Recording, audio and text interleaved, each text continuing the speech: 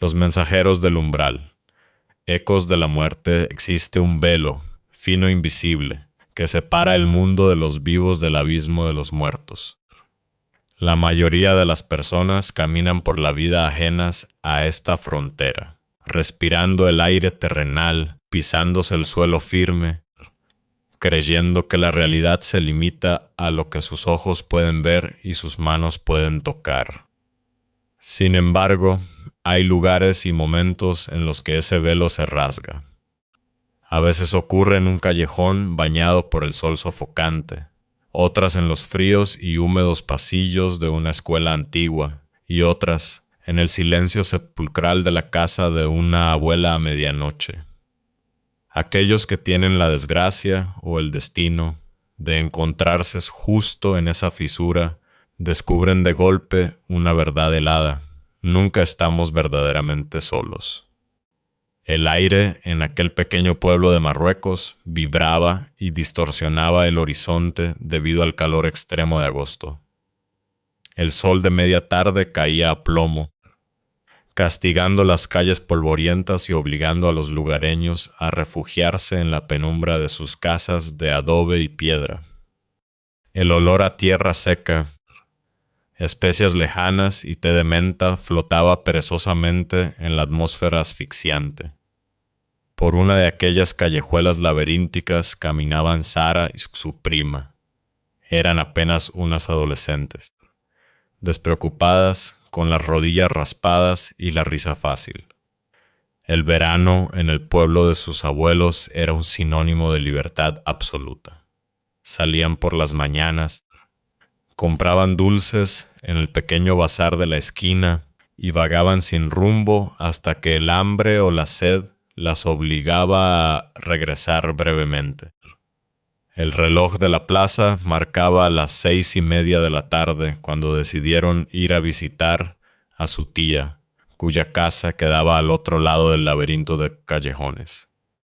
Las sombras de los edificios comenzaban a alargarse, tiñendo el suelo de un tono anaranjado y lúgubre. Las calles estaban inusualmente desiertas. El único sonido era el crujir de la arena bajo sus sandalias. Fue entonces cuando la vieron. De la nada, como si se hubiera materializado a partir de las sombras proyectadas por los tejados, apareció una mujer mayor. Caminaba unos pasos por delante de ellas, arrastrando los pies de una manera extraña, casi antinatural. Pero no fue su andar lo que hizo que a Sara se le helara la sangre en las venas, a pesar de los casi 40 grados de temperatura ambiente. Fue su piel. En un lugar donde el sol abrasador bronceaba cualquier rostro en cuestión de minutos, aquella anciana poseía una palidez cadavérica. Su piel era como la cera rancia de un cirio funerario, translúcida, casi azulada en las venas que asomaban por su cuello encorvado. Llevaba ropas oscuras que parecían pesadas, anacrónicas, llenas de un polvo grisáceo que no pertenecía a la arena del desierto. Sara y su prima redujeron el paso, intercambiando una mirada cargada de aprensión. El silencio en el callejón se había vuelto denso, como si los pájaros, el viento y los insectos hubieran contenido el aliento. De pronto, la mujer se detuvo en seco. Sin girar el cuerpo, torció el cuello lentamente por encima de su hombro izquierdo. Sus ojos carecían de brillo. Eran dos pozos vacíos, oscuros y húmedos. ¿A dónde vais, niñas?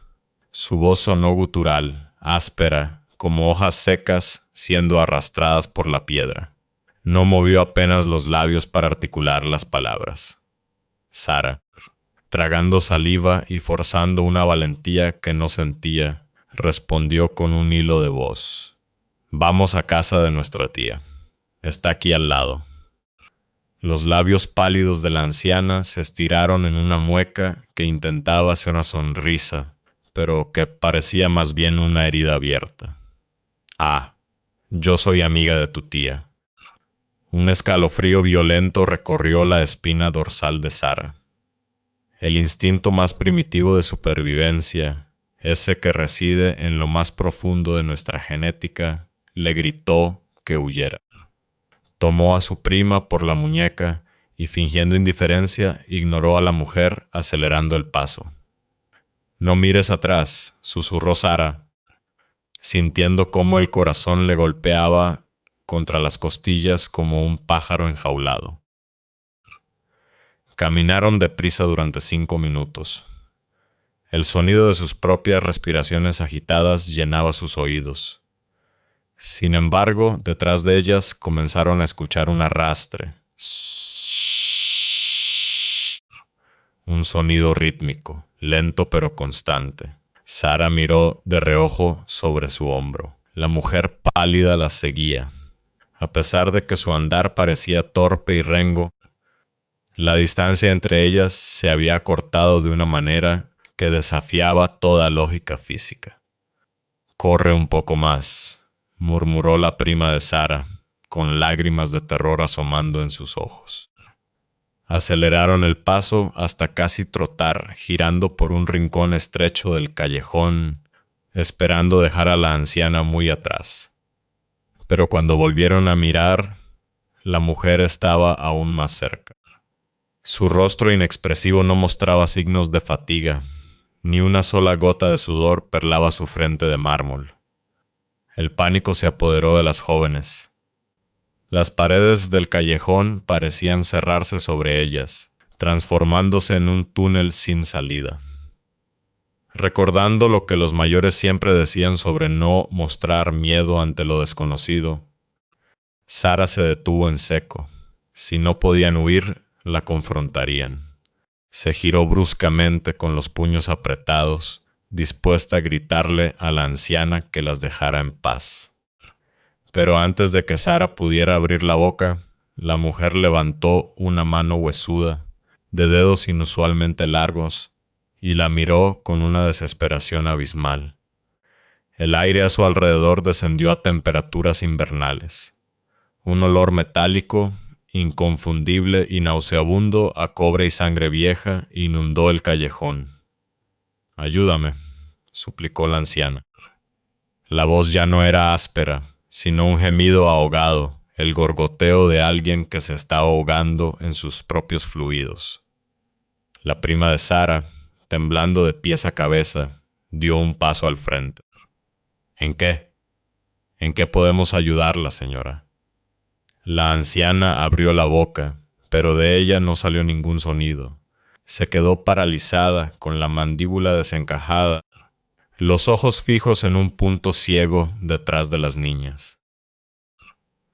El terror fue tan abrumador que Sara y su prima se dieron la vuelta y echaron a correr con todas sus fuerzas, sin importarles el calor ni el polvo.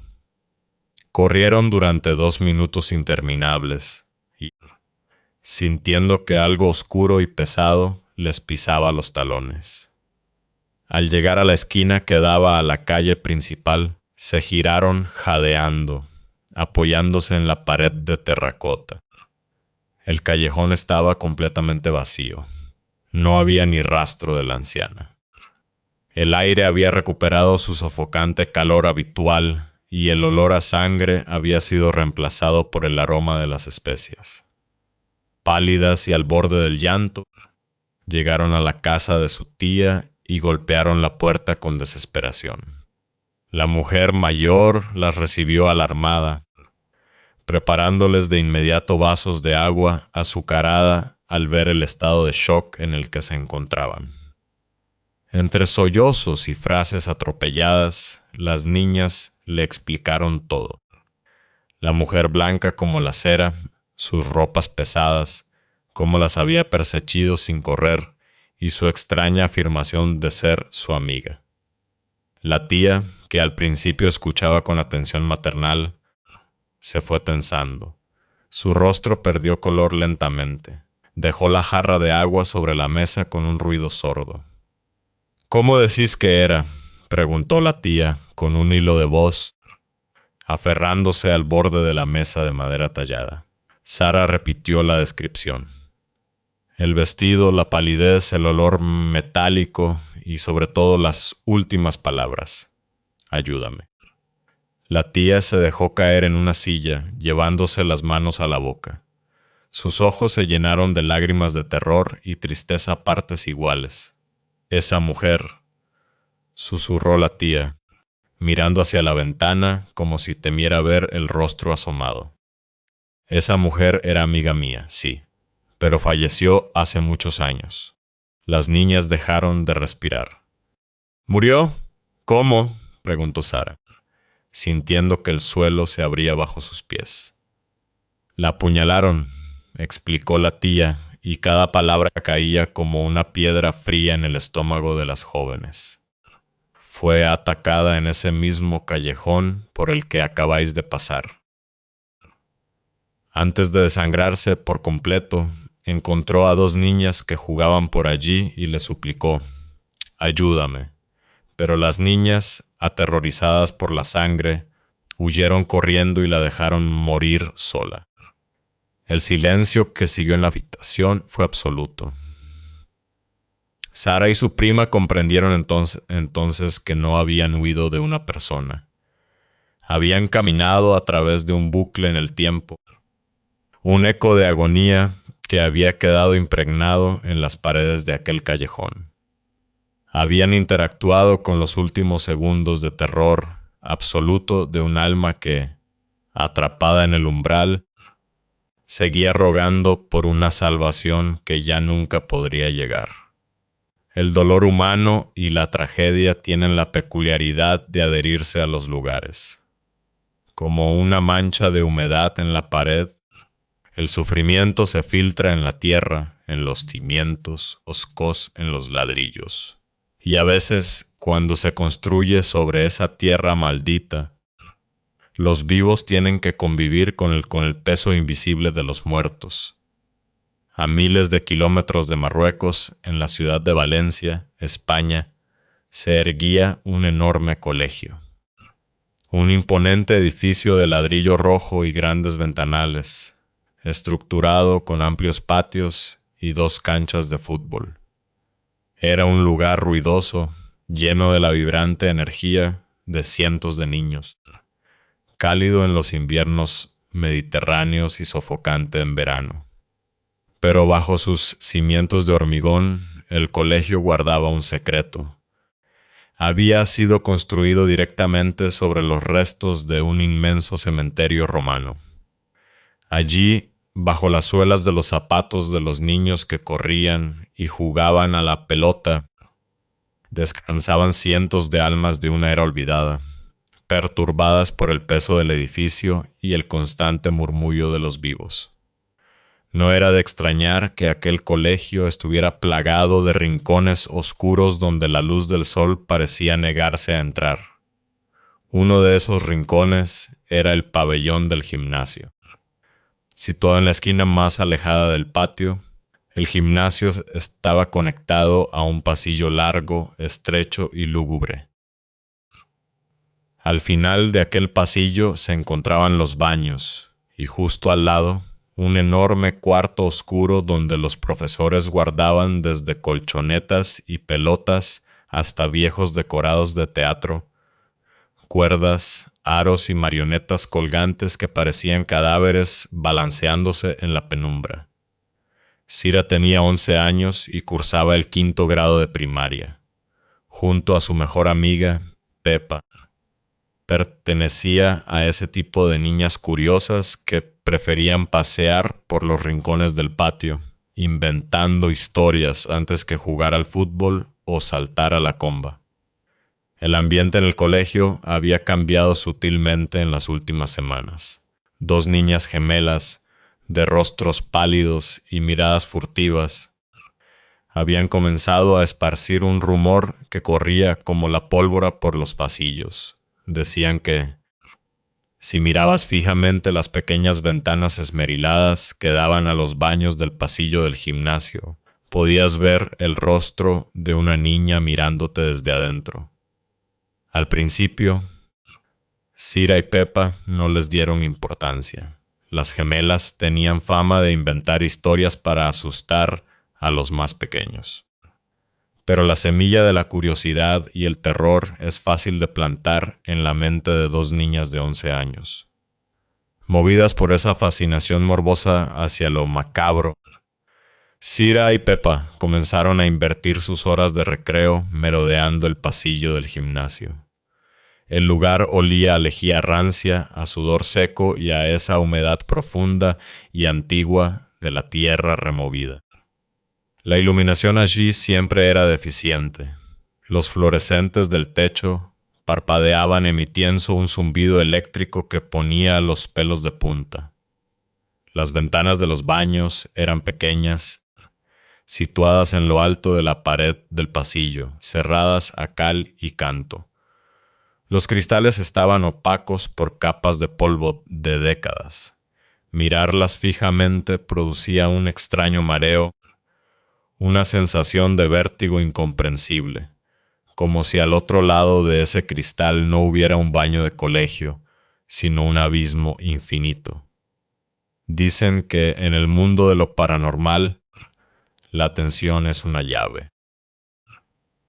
Cuando decides buscar lo sobrenatural, cuando enfocas tu mente y tus ojos intentando ver más allá del velo, el velo comienza a levantarse para ti.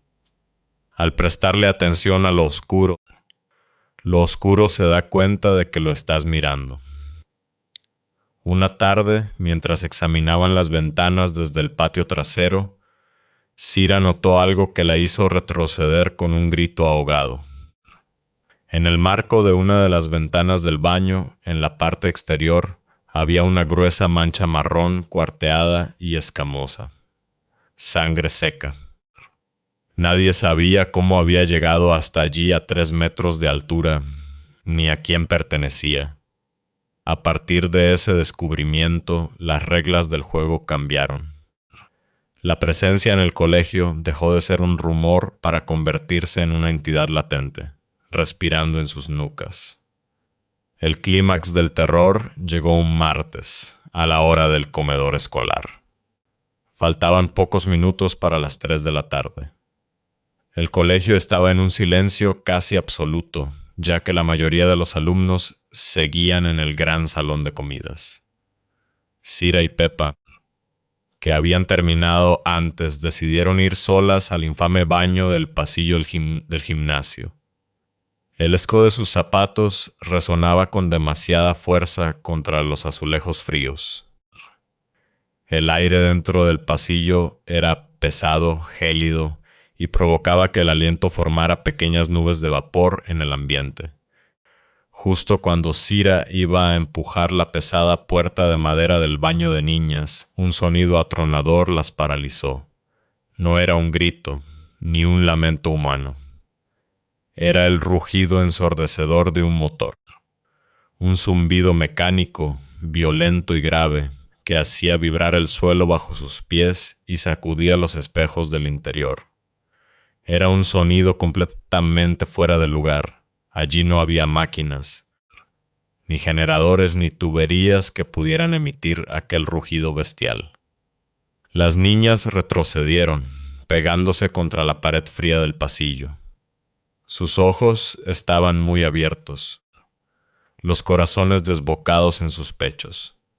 El ruido del motor parecía devorar el oxígeno del lugar. Cira, sollozó Pepa, señalando hacia el interior del baño, y cuya puerta había quedado entreabierta.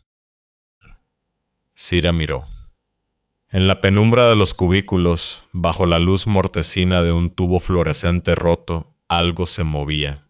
No era una persona, era una masa de oscuridad absoluta, una sombra tridimensional, tan densa que absorbía la poca luz que había a su alrededor. La sombra humana de una niña pequeña se asomó lentamente desde el último retrete, aferrando el marco de la puerta con manos que parecían estar hechas de humo negro. Carecía de rostro, pero Cira sintió con absoluta certeza la maldad, la ira y la profunda tristeza que emanaba aquella figura. Sin necesidad de articular palabra, las dos amigas compartieron un pensamiento unánime de terror absoluto.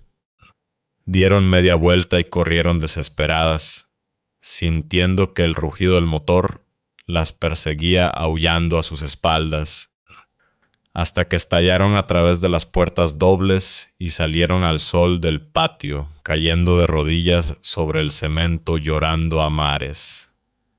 Ese mismo año, una monitora del comedor, tras semanas de ver a Cira y Pepa pálidas y aterrorizadas, se dio a la presión de las niñas y les confesó la macabra verdad en un susurro furtivo. Años atrás, una alumna del colegio con una grave condición médica había sufrido un colapso en ese mismo baño. Murió sola, en el suelo frío y sucio del último cubículo, antes de que nadie pudiera escucharla. Pero aquel espíritu atrapado no era la única entidad que rondaba el lugar. La energía de su trágica muerte había actuado como un faro para las almas del cementerio romano enterrado debajo, atrayendo presencias aún más oscuras.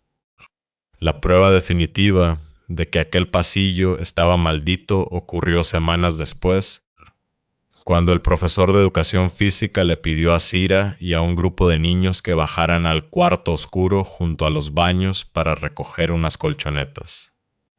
Era tarde, y Cira tuvo la desgracia de ser la última en salir. Mientras retrocedía por la habitación, rodeada de aros de plástico y marionetas gigantes que colgaban del techo meciéndose solas, la luz del pasillo parpadeó hasta apagarse. En la oscuridad total, una brisa gélida le acarició la nuca, y entonces, a centímetros de su oído, una voz gutural, distorsionada y que provenía de la nada misma, le susurró con la fuerza de un huracán contenido: «Lárgate, no sois bienvenidos». Cira huyó de aquel colegio al año siguiente al pasar al instituto, pero la cicatriz de aquel terror la acompañaría para siempre. Aprendió a la fuerza que algunos lugares, por mucha luz de sol que reciban, están irrevocablemente manchados por la oscuridad de los que murieron en ellos. Pero ¿qué ocurre cuando el velo no se rompe en un lugar lejano, ni en un viejo colegio construido sobre huesos, sino en el corazón mismo del hogar familiar? A veces las sombras no pertenecen a espíritus atrapados o a almas atormentadas buscando venganzas. A veces la sombra es un mensajero, un aviso, el preludio ineludible de la muerte. Esta es una historia que no necesita apellidos ni nombres completos para transmitir su horror cósmico, pues es el miedo primigenio de cualquier ser humano, la pérdida de un ser amado anunciada por lo inexplicable. Sucedió hace poco más de 2 años. Una joven se vio obligada a pasar una semana entera en casa de su abuela, ya que sus padres habían emprendido un viaje urgente. La casa de la abuela era una estructura imponente de 2 plantas, con suelos de madera crujiente, techos altos adornados con molduras antiguas y ese característico olor a lavanda, polvo y madera encerada que suelen tener los hogares donde el tiempo parece avanzar más lento. La abuela era una mujer enérgica, alegre y profundamente cariñosa. Su risa solía llenar la casa, ahuyentando cualquier atisbo de oscuridad. Los primeros 3 días transcurrieron en una absoluta normalidad doméstica. Paseos matutinos, compras en el mercado local y largas tardes tejiendo o viendo programas de televisión sentadas en los pesados sillones florales del salón. Pero la 4ª noche, el ambiente en la casa cambió. La temperatura interior descendió abruptamente de una forma que la calefacción no pudo contrarrestar. Una pesadez extraña, como la estática previa a una tormenta eléctrica, se instaló en el aire. La abuela, alegando un repentino cansancio, se retiró a dormir inusualmente temprano, cerrando la puerta de su dormitorio, situado en la planta baja, justo al lado del arranque de las escaleras de roble. La joven se quedó sola en el salón, viendo la televisión con el volumen muy bajo para no molestar. Alrededor de la medianoche, el silencio de la gran casa comenzó a volverse opresivo. Cada pequeño crujido de la madera, cada soplo de viento contra los ventanales, sonaba amplificado, como ecos dentro de una caverna vacía. Sintiéndose de pronto vulnerable, la joven apagó la televisión.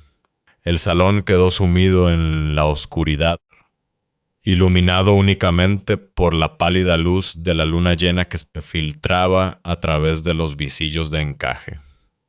Respiró hondo, dispuesta a subir a su dormitorio en la planta alta. Caminó de puntillas por el pasillo.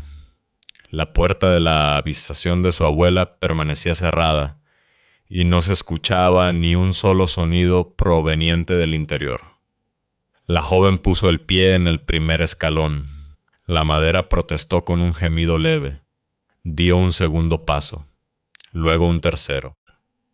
Fue en el cuarto escalón cuando el pánico se apoderó de ella de una manera visceral y violenta. No hubo un ruido, no hubo un golpe, no hubo una ráfaga de viento.